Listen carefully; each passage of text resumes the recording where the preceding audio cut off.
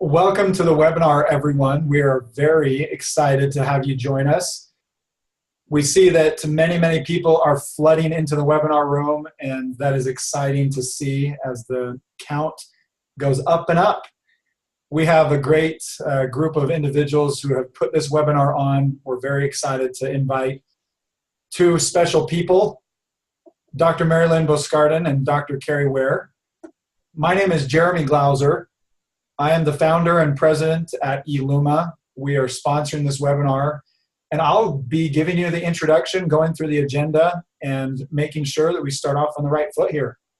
Now, this webinar will be recorded and we'll distribute it after the fact. So let's go ahead and start with the agenda. First, I'll take about 5 minutes to introduce the webinar, eLuma, as well as our presenters today. We will then go into the presentation, which will last approximately 45 minutes. And then after the fact, we will do a Q&A. So throughout the webinar, please type your questions into the chat. We see that many of you have found the chat. That's wonderful. For those of you who have not found the chat, move your mouse over the Zoom webinar room. And at the bottom, there is a toolbar. One of the icons is going to be a chat icon. Click on that icon and a chat box will pop up. You can put your chat messages in there.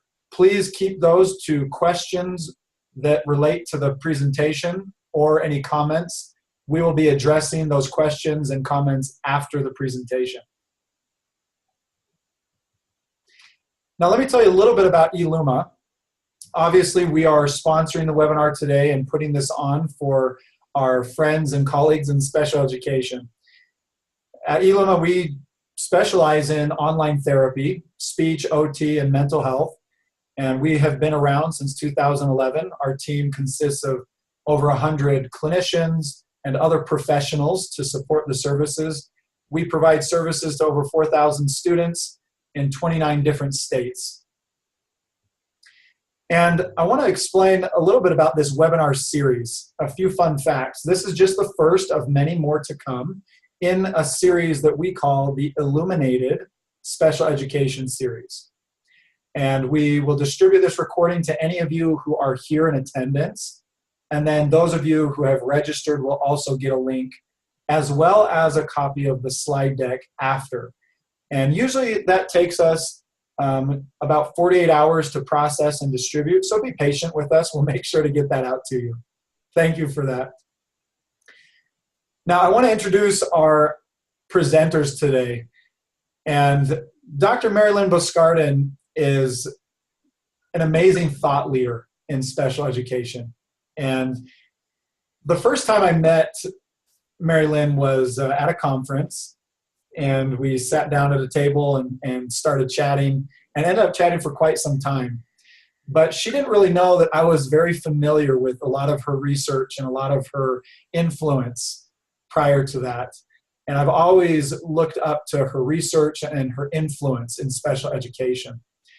She's a professor at the University of Massachusetts Amherst, and her focus is primarily in special education leadership, which is very appropriate for the topic and the audience that we are with today. Now, Mary Lynn is not one to rest just at research and all the irons that she has in the fire. She's also the past president for CASE and president-elect for CEC. January 1st of this next year, she'll assume the role as president of CEC. Mary Lynn is definitely full of energy and very keen on influencing special education for the betterment of our programs. And that's one thing I really appreciate about her, and I think why it has, this makes a lot of sense, is because she truly wants to make a difference. So Mary Lynn, we're really glad to have you. Now let's talk about Kerry Weir. Kerry and Mary Lynn have worked together on some research for quite some time. And Kerry and I met at a different conference, and Kerry and Mary Lynn were presenting on this very topic that we're going to be covering with you today. And I was extremely impressed with the way that she had done her research, the way she presented it, And I knew that she had something very special with this research and this content, because I have noticed a lot of the same kinds of things. And I think it's important to educate and have a dialogue.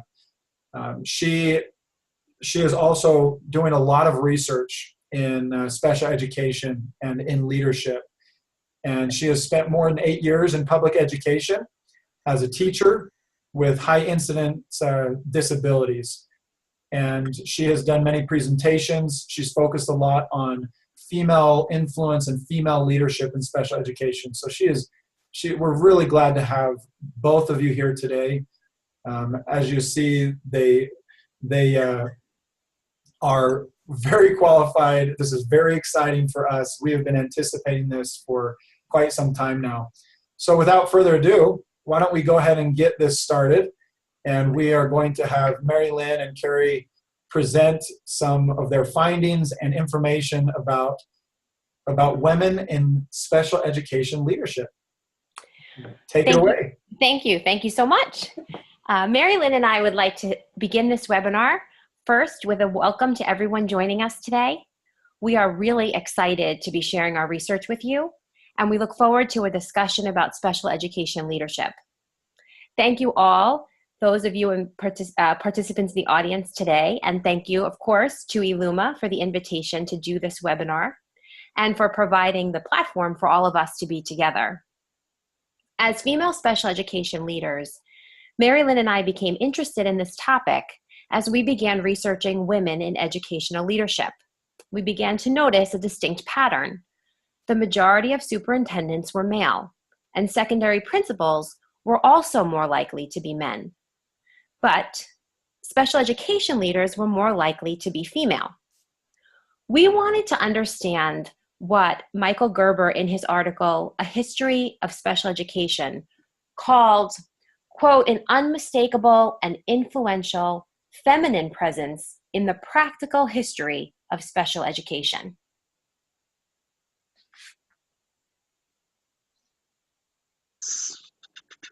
So, let's see.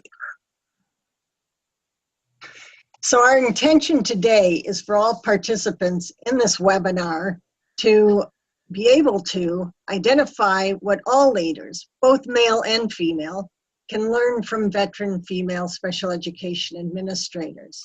And also, we hope that the participants afterwards are able to describe and appreciate the model of leadership that we present based on our research findings. Early in our research, we were struck by this quote from Ella Flagg Young. As we discuss it, we ask you to think about when these words might have been spoken. And if you aren't familiar with Miss Young, who might she be? She begins, women are destined to rule the schools, and goes on to talk about education as a woman's natural field, and one in which she won't be satisfied doing the greatest part of the work without an opportunity to lead. Ella Flagg Young was the first female superintendent of the Chicago public school system. She said those words in 1909 in a speech given to address her critics, who had questioned her age, her gender, and her leadership ability. Ella Flagg Young spoke about women no longer being satisfied with doing the greatest part of the work and being denied leadership. So it's quite astounding that here we are, 109 years later, standing in relatively the same place. Miss Young's words still haunt us in 2018. They're also intricately connected to where women leaders stand today. The image that's in front of you captures Fearless Girl, who stands strong in Manhattan's financial district. The plaque below her reads, "Know the power of women in leadership. She makes a difference." The bronze sculpture by Kristen Visbal, commissioned by State Street Global Advisors via McCann, New York, was placed at 8 Broadway on March 17th, on the eve of International Women's Day, to mark the anniversary of their Gender Diversity Index Fund, and to make a statement about gender diversity and leadership. This photograph shows Fearless Girl juxtaposed against Charging Bull, clearly in a standoff with each other. We will return to this theme at the end of our presentation. What do the data tell us about women in leadership positions today? As you can see, 4.6% of Fortune 500 companies have female CEOs. Interestingly, in the world of business and finance, hedge funds headed by women produce a return much higher than average. Yet women only managed 3% of the 9,000 hedge funds in 2011. In government, we see that only 8% of US governors and only 21% of US senators are female. For those of us in education, we can see that 75% of US teaching positions are held by women, but only 30% of educational leadership roles are held by women. And here's that exception that we had mentioned in the beginning, women and special education. As the slide reads, 70% of US state directors of special education are women. While there's no data available regarding a national average for all local leaders in special education, in one study published by Keefe and Parmley, they reported that 85% of Texas special education directors were women. So as we began to explore this topic, we had to consider which methods of inquiry might best answer our questions about female leaders in special education. We did consider the possibility of doing a quantitative study. However, we concluded that the methods available, such as surveys, would result in forced answers and not allow us to explore the subtleties. A qualitative design really at that point seemed more appropriate. Qualitative research is useful when there's little empirical evidence because it can be a tool for informing later research questions that can be tested quantitatively. Also, we wanted to understand simply by listening so we could learn how these women experienced leadership. Ultimately, we settled upon a qualitative design that used in-depth phenomenological interviewing. Phenomenological interviewing is used to understand a phenomenon. In this case, our phenomenon was leadership, as opposed to, for example, an ethnography, which would be used to understand people and culture. Our central research question became, how do female administrators in special education understand their leadership experiences? We followed a 3-interview series as proposed by Irving Seidman, in which the first interview is one that is focused on the participants' life history and their earliest experiences with leadership. In the second interview, we asked the participants to focus on their current work, their current leadership experiences, and it also included a few follow-up questions from the first interview. In the third and final time that we met with each woman, we asked them to reflect upon their work and their leadership experiences, and again, included a few follow-up questions from the second interview. All the interviews we conducted were in-depth and open-ended. The interviews lasted approximately an hour to an hour and a half, so that at the conclusion of our study, we had more than 24 hours worth of recorded interview data. Then the interviews were transcribed and open-coded. We analyzed the data using in vivo software, as well as poster board and scissors and tape, as we began to start to try to understand what patterns we saw emerging from the information. There were 8 female special education administrators. We'll be talking about who they were in a moment. But I want to take a moment here to talk about trustworthiness, because in any qualitative study, trustworthiness is needed to ensure that the work is rigorous. We were concerned about the credibility, transferability, dependability, and confirmability of our work. So we ensured that trustworthiness through member checks after the interviews were transcribed, This means that a copy of the transcriptions were sent to the participants with additional questions or requests for clarification. We used peer debriefing throughout to ensure accurate interpretation of our data. We used triangulation to ensure the reliability of our analysis. In other words, we were looking for similar statements across participant interviews.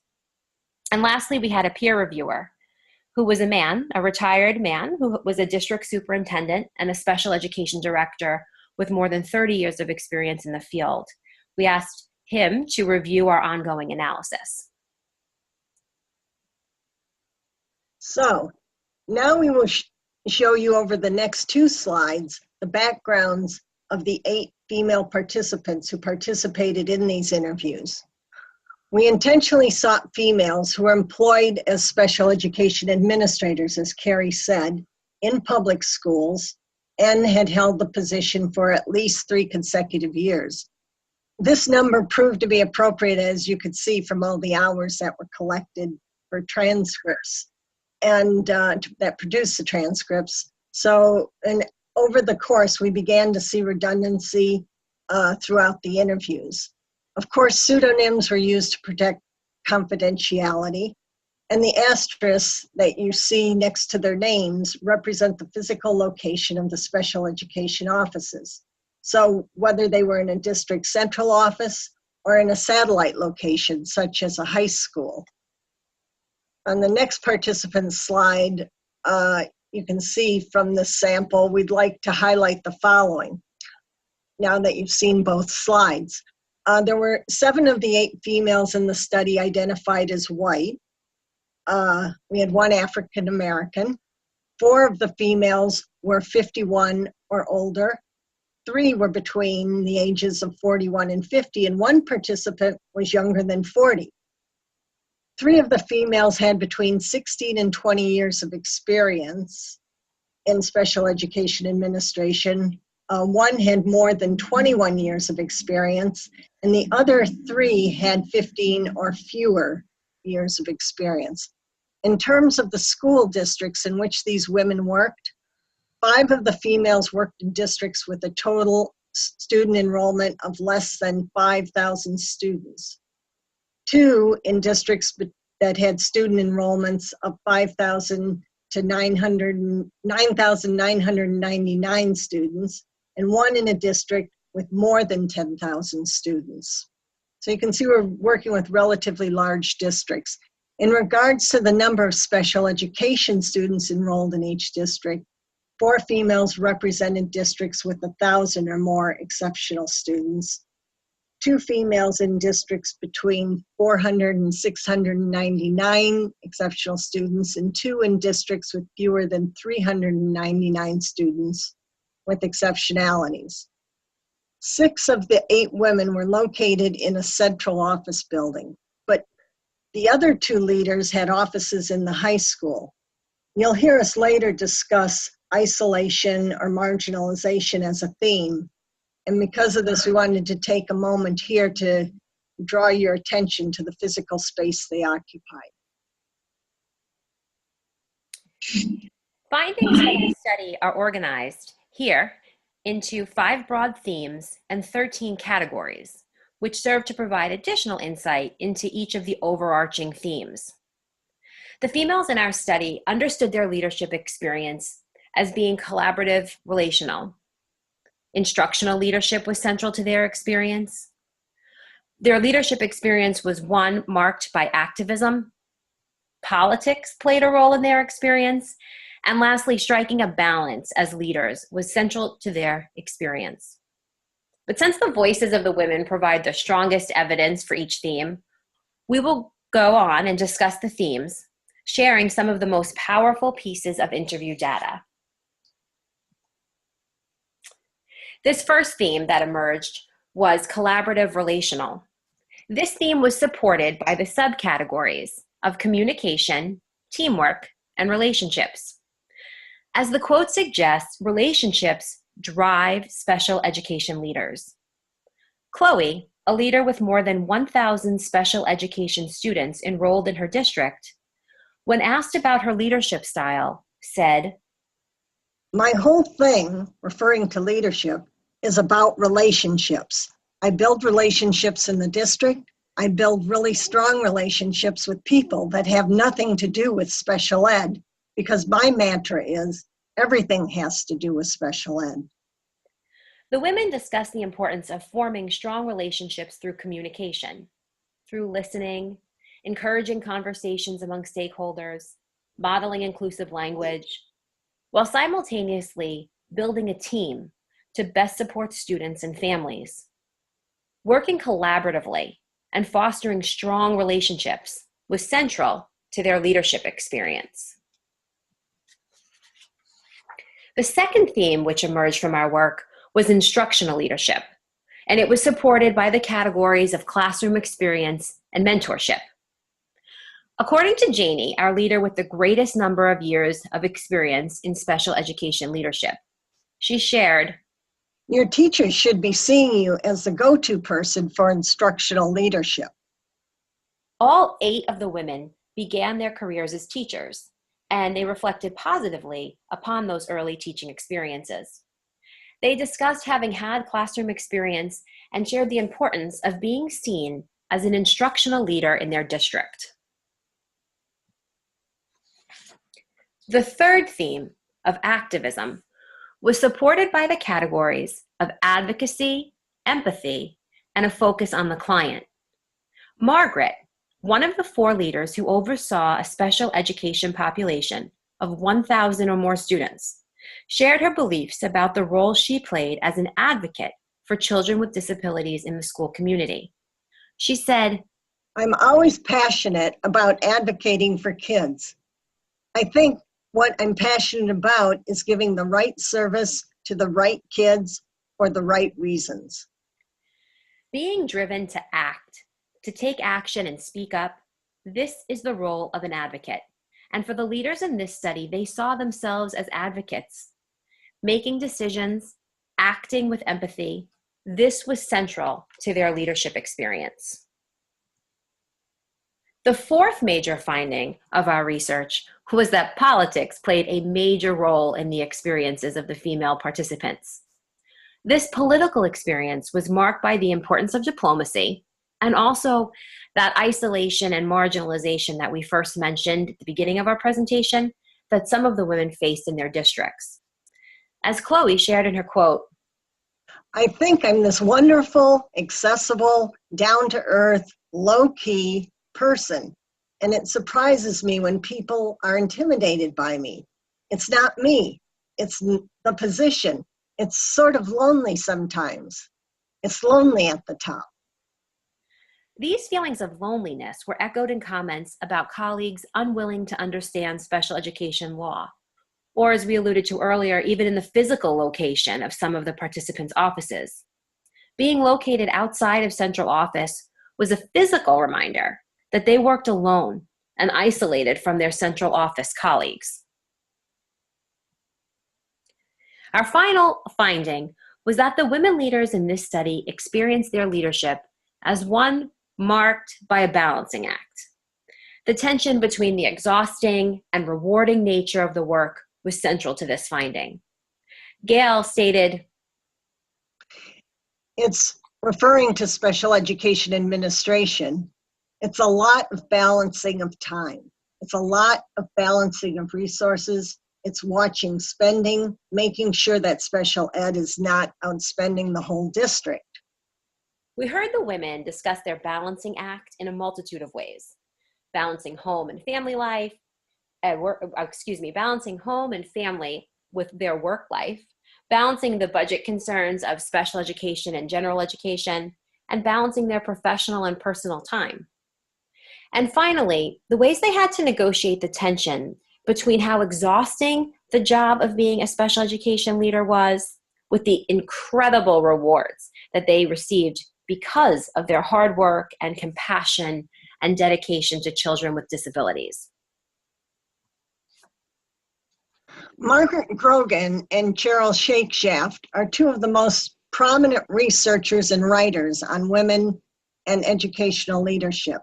They published a book in 2011 entitled "Women in Educational Leadership: in which they identified 5 themes of female leadership in education that emerged from their literature review.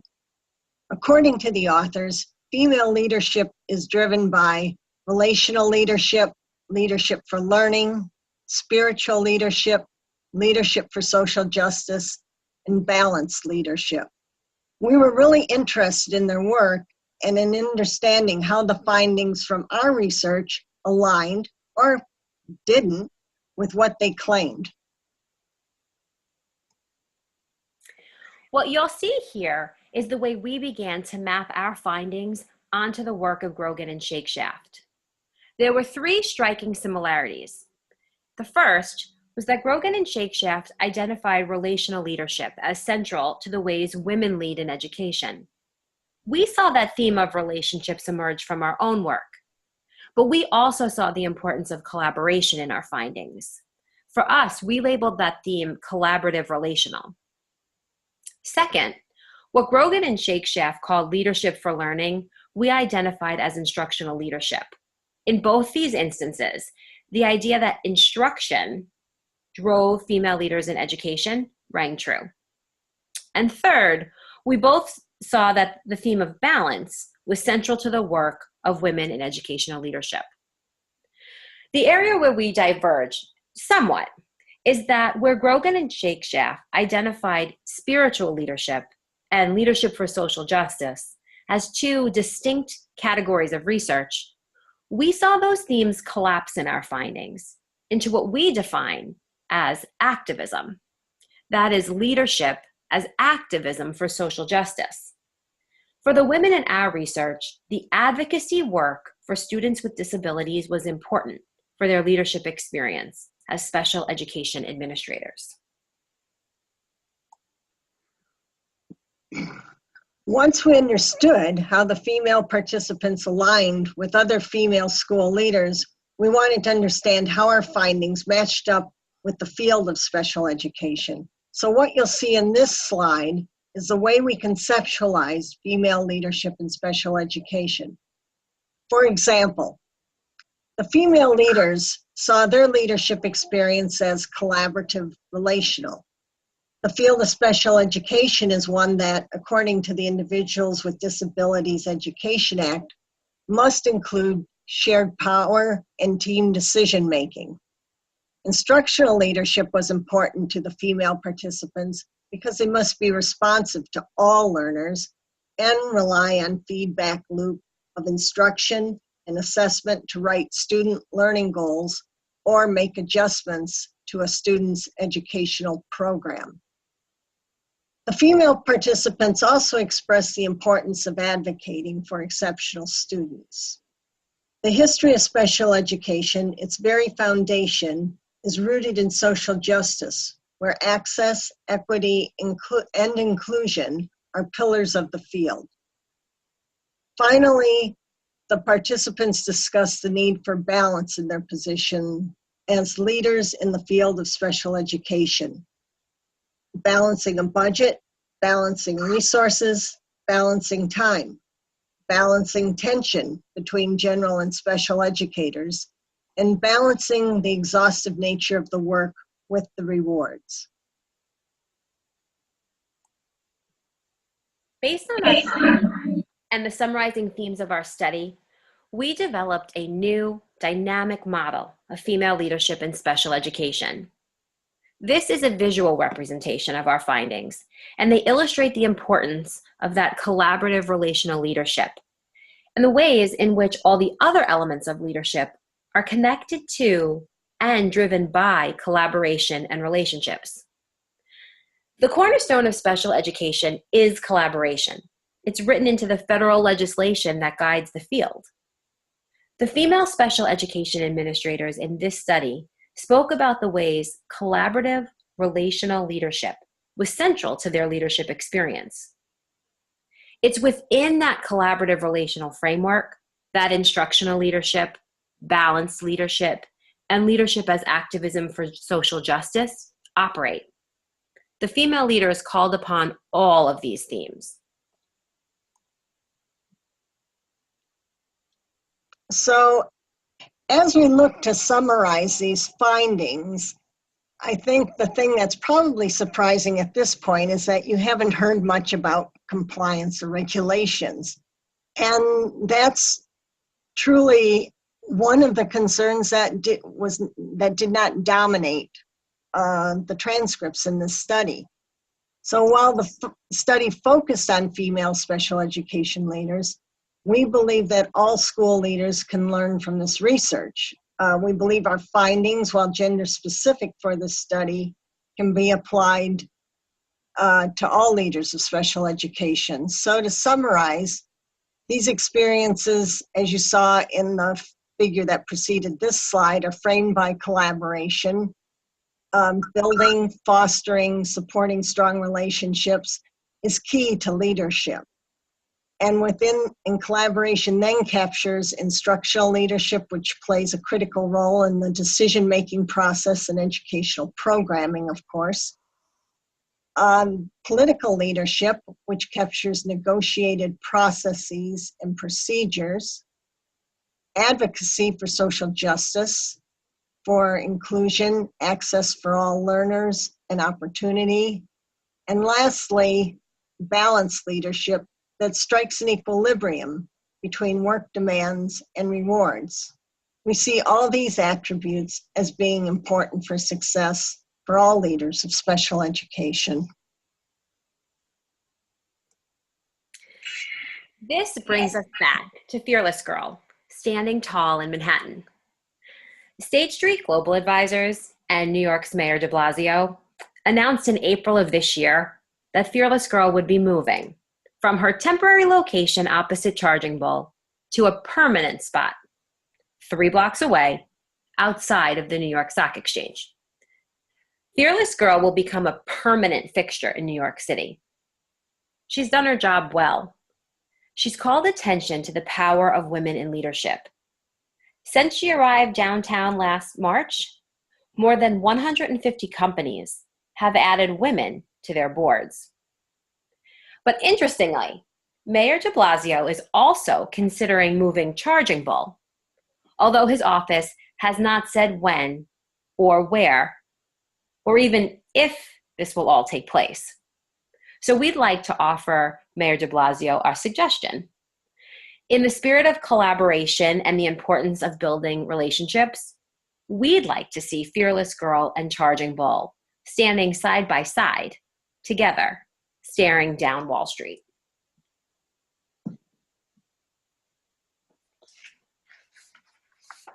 Thank you so much for joining us today, and I'll turn this back over. Awesome. Thank you so much for presenting this information. I know that it was a feast for me, and I personally appreciate the wonderful research and the wonderful dialogue that you are fostering and that you are creating around this, because I believe that it takes all kinds and all people from all backgrounds to create the best programs that we can for these kiddos. Now we're going to transition a little bit into a Q&A. So we will take as many questions as we can.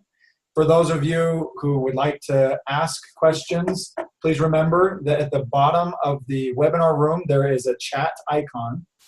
And click on that chat icon, and you will see a little pop-up window where you can type in some questions. We would love to take some time and help you understand this information and how you can apply it yourself. So first and foremost, Dr. Boscardin and Dr. Weir, the first question that we have is how did you come into this research, or what interested you in this research? Sure. Well, I think a lot of it has to do with the experiences that a person has as they start to think about an area of research to pursue. And so my undergraduate training was in sociology, and I've always been really interested in issues of gender equality and race and class, and all of those rich sociological topics. But as I found myself becoming a teacher and then really wanting to be a teacher who could advocate strongly for students with special needs, I became really interested in how, as a classroom teacher, who was driving programs, who were the leaders, how did they become leaders? So I was always really aware of the people I was working for and noticing, were they men, were they women? And when I went on to UMass and started to work with Mary Lynn, it was a topic that as I was speaking to her about it, she was saying and reflecting back to me, well, ask more questions, look at more research. What else are you finding? And I had taken a qualitative research course where the professor there had said, it's always really interesting to look at an exception to a problem, like what, and so I started thinking about that. I knew that leadership in education tended to be males. And as I really started thinking about special ed, I was thinking, I think that's an exception because I've worked for so many women and I've seen so many women in the field. And then as I started pursuing the data for that, I realized that females are an exception. And then that became sort of a topic that we ran with and we were so interested in, and trying to find out why have women been so successful in this category or this field of education. Perfect. Thank you. We've got a couple more that we're going to get to, so let me move on to this next one. How did you determine the participants for the study? What evidence do you have that they represent a broader sample? Well, I think that's an interesting question. Remember, this was a qualitative study, not a quantitative. So with qualitative work that we did, the intention is not to generalize the data per se. It's really to generate more research questions, which this study certainly has generated. And I can tell by your questions, it's generating questions.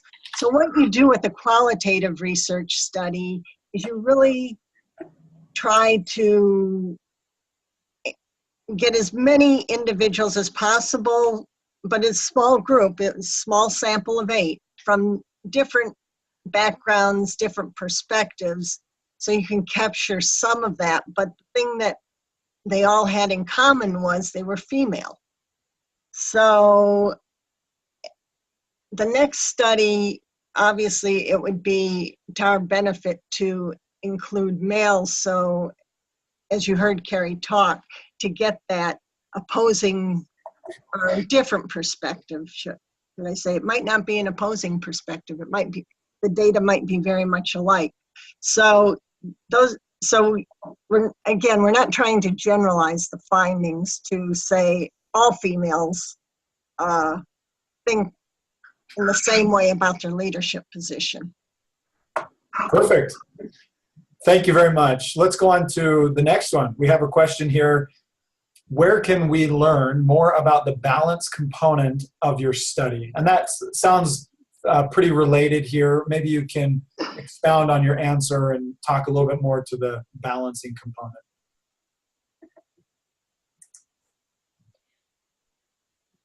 Sure. I'm just thinking about this. So balance was obviously a very broad finding that we had, and we saw that come through, as we had mentioned, in different categories of balance, right? So balancing work life and family life, and balancing professional time and personal time, and then that also the tensions between general and special ed.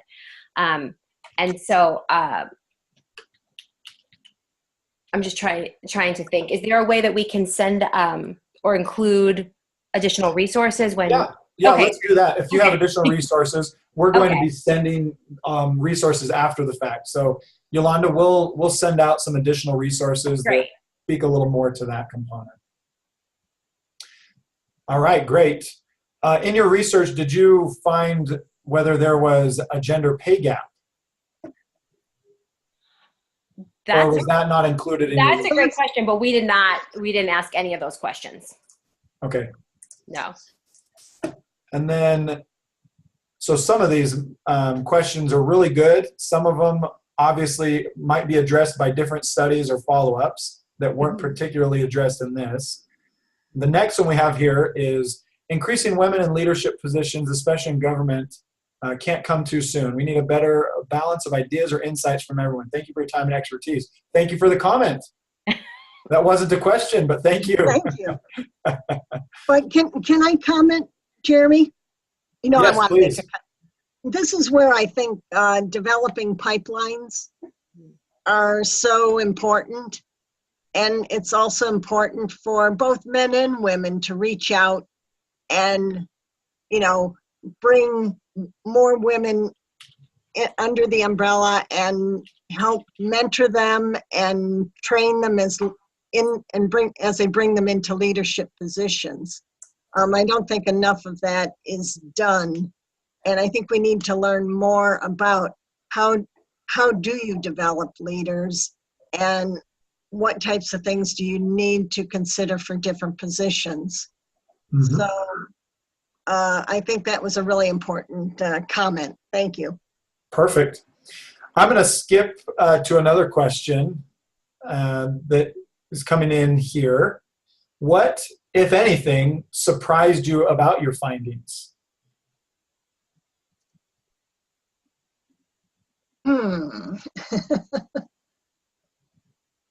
Kerry, you want to take that? I know. I mean, I'm trying to think.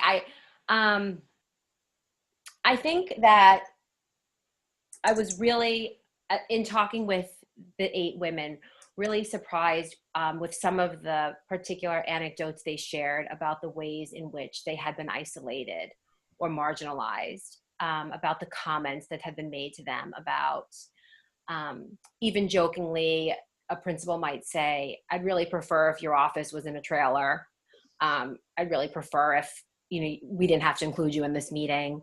So I was really surprised by that, being that it is 2018, that women were really still experiencing, that isolation or that marginalization. Yeah, I mean, just the stories sometimes were just this idea that the male administrators would go to lunch and she wasn't included. She was never asked. Things like that just even now were shocking to me. I mean, I assume that there would have been some of that, but when they shared some of their stories, I just couldn't really believe that was happening to them.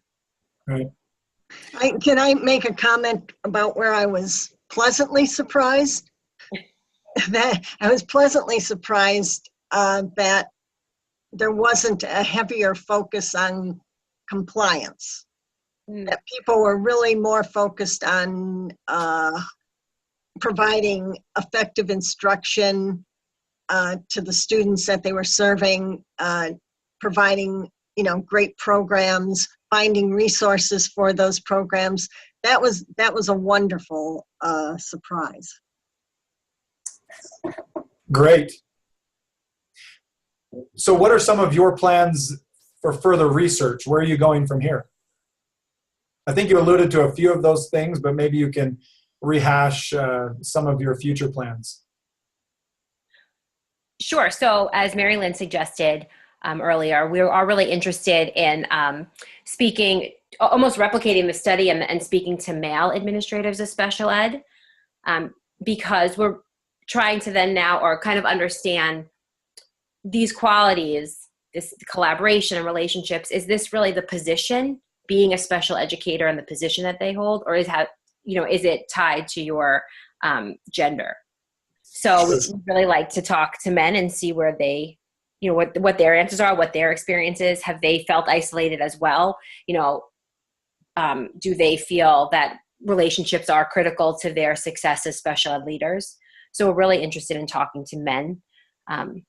Sure. I'm really looking forward to some of that follow-up. Make sure to keep us in the loop. We will. Yes, thank you.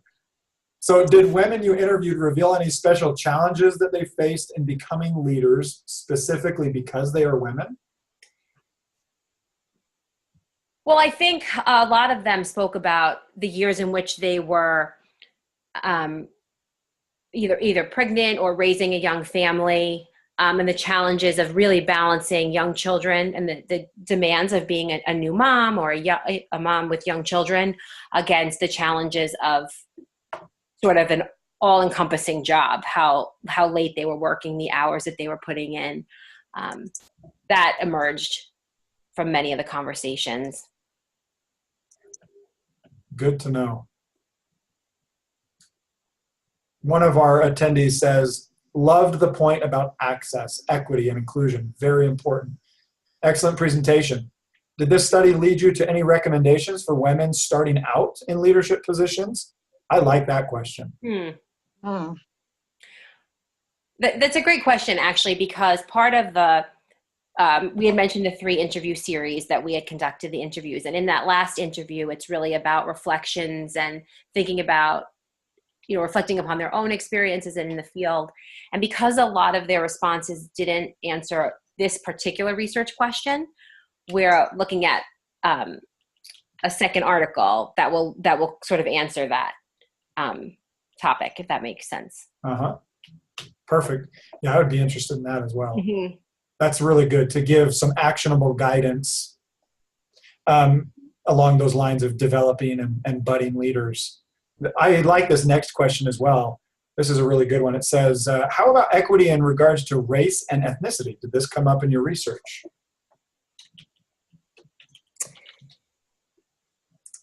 It didn't come up directly. Okay. Yeah, it didn't come up directly. Okay. But maybe some anecdotal things that maybe appeared here and there, that not being necessarily the essence of some of your findings. Right. Perfect. Thank you. We have a volunteer. We might have someone who is willing to act as the male subject for your next follow-up study. He says, there appears to be more overlap than differences between male and female special education directors, at least in my experience.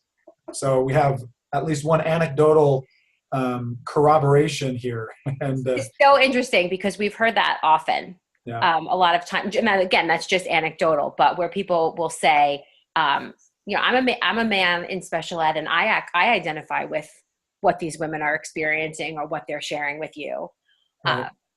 But that's just anecdotal. So that's why we'd like to do a more rigorous study that would answer that question. Absolutely. Right. Well, and it would be interesting also to, look at if they handle the balance between family and work life, if males handle that differently, if males handle isolation differently, because we do know that there are male special ed directors who are in, less desirable locations than central office. And so it would be interesting to listen to their responses about that.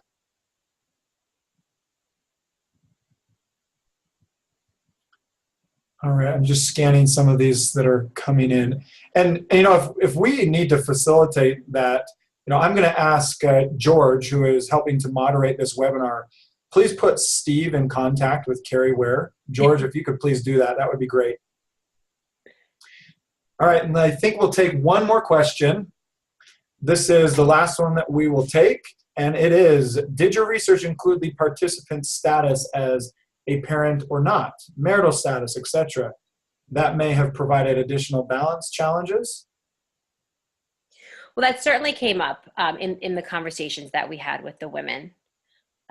Although we didn't ask it explicitly on like a demographic form. But often just in the conversation, as we talked about your earliest experiences, as you first started off the field, that would come up. I had gotten married and then I had a baby and I had to take time off and those kinds of things. That's really how that emerged. And again, though, it's interesting because men have young children too, and they, and particularly, are the responsibilities any different? And that's why it would be really interesting to interview men at this point again, because, it's my guess, I would hope this day and age, the responsibilities really are more shared, not that much different, but that's why we have to do interviews and get some more answers and ask, in which will produce a lot more questions, right? Absolutely. Absolutely. Well, I have to say, this has been a wonderful pleasure to have both of you here, Dr. Boscardin and Dr. Weir. We really appreciate the research you've done and your willingness to share it and to present it today. I will speak on behalf of our attendees. It was wonderful. It was very informative. It was enlightening. And it's an important dialogue that we all need to be having. So thank you to you, and thank you to all of our attendees. We appreciate you supporting these webinars so that we can continue to put them on. We will be sending out a recording of the webinar in addition to the slide deck. And then keep an eye on our website for future webinars. We do plan on having additional webinars in the coming months. Thank you so much, everybody. Have a wonderful afternoon and weekend.